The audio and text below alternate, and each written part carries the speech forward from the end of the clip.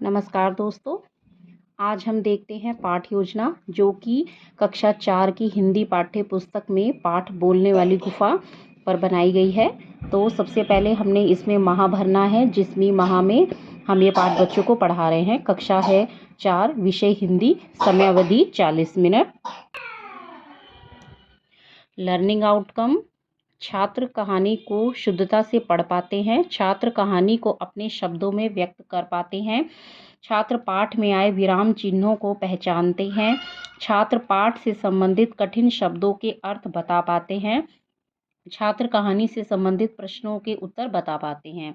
फिर प्रकरण में पाठ का नाम लिखेंगे, बोलने वाली गुफा।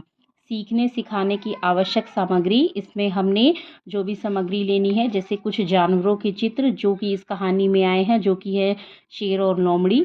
दीक्षा ऐप पर उपलब्ध सामग्री: चॉक, डस्टर, शामपट, ब्लैक बोर्ड हो गया, पाठ्य पुस्तक। इसके अलावा जो भी सामग्री आप प्रयोग करें वो इसमें लिखनी है। फिर है सीखने सिखाने की प्रक्रियाएं व गतिविधियां, शिक्षण के चरण, और कॉलम बनेगा समय का और आकलन। तो सबसे पहले शिक्षण के आरंभ में हम शुरुआत जो है वो करते हैं, कुछ सरल प्रश्नों से करते हैं, कुछ गतिविधि से, या कोई भी हम एक्टिविटी जो बच्चों को जिसमें कि अच्छा लगे तो हम ऐसी शुरुआत करा सकते हैं, ताकि बच्चों का जो ध्यान है आगे पाठ में बेहतर तरीके से हो पाए।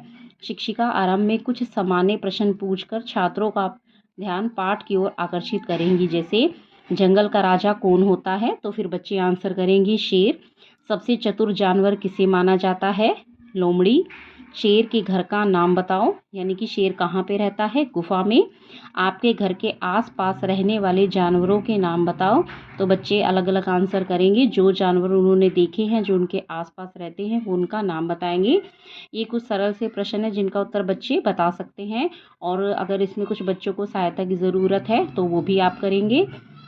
इसके बाद हमने इसमें समय देना है तो 5 मिनट का, और आकलन हमने किया है प्रश्नोत्तर के माध्यम से। फिर है शिक्षण के दौरान शिक्षिका दीक्षा ऐप पर कहानी से संबंधित सामग्री छात्रों को दिखाएंगी। अब शिक्षिका पाठ का सस्वर वाचन करेंगी व सभी छात्र अनुकरण वाचन करेंगे। शिक्षिका पाठ में आए कठिन शब्दों को शामपट पर लिखेंगी। कहानी के मुख्य भागों पर अधिक ध्यान केंद्रित कराते हुए शिक्षिका कहानी पाठ को पढ़ाएंगी व साथ साथ कहानी से जुड़े कुछ प्रश्न भी पूछती रहेंगी, जैसे शेर से सभी जानवर क्यों डरते थे, गुफा किसकी थी, लोमड़ी को कैसे पता चला कि गुफा में कोई है। हमने इसमें देखिए चित्र लिया है, कहानी से जुड़ा हुआ कोई भी चित्र हम यहाँ पे कटिंग करके पेस्ट कर सकते हैं या फिर थोड़ा बना सकते हैं। जैसे हमने ये छोटा सा एक चित्र ड्रॉ किया जिसमें गुफा दिखाई गई है और शेर को गुफा के अंदर जाता हुआ दिखाया गया है। तो यहाँ पर जो शेर के पंजों के निशान बन जाते हैं, तो ये इसमें बनते हुए दिखाए गए हैं। इसके बाद हमने कोई गतिविधि लेनी है ताकि जो बच्चों का अधिगम है इस पाठ से जुड़ा वो और अच्छा हो पाए। तो हमने इसमें गतिविधि ली है, शिक्षिका छात्रों को कहानी पर अभिनय करने के लिए कहेंगी। अभिनय के दौरान शिक्षिका छात्रों का मार्गदर्शन करेंगी। छात्र गुफा, शेर, लोमड़ी के पात्रों का अभिनय, इस तरह हमने ये गतिविधि इसमें यूज़ की है। कोई भी पाठ है अगर बच्चे उस पर अभिनय करते हैं तो उनका जो अधिगम है वो और अच्छा हो पाता है।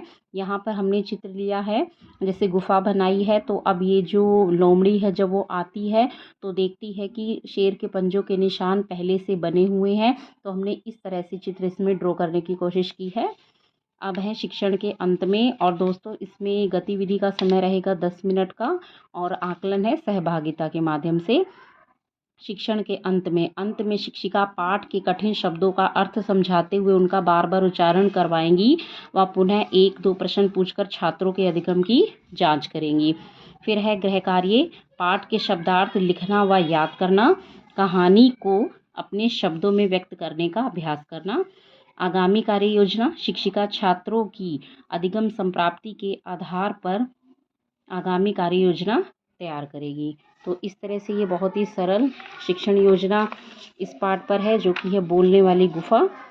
तो फ्रेंड्स, आपको इस जैसे और पाठ योजना या शिक्षण योजना अगर आप और पाठों की चाहते हैं तो इस चैनल को लाइक करें, सब्सक्राइब करें। Thank you.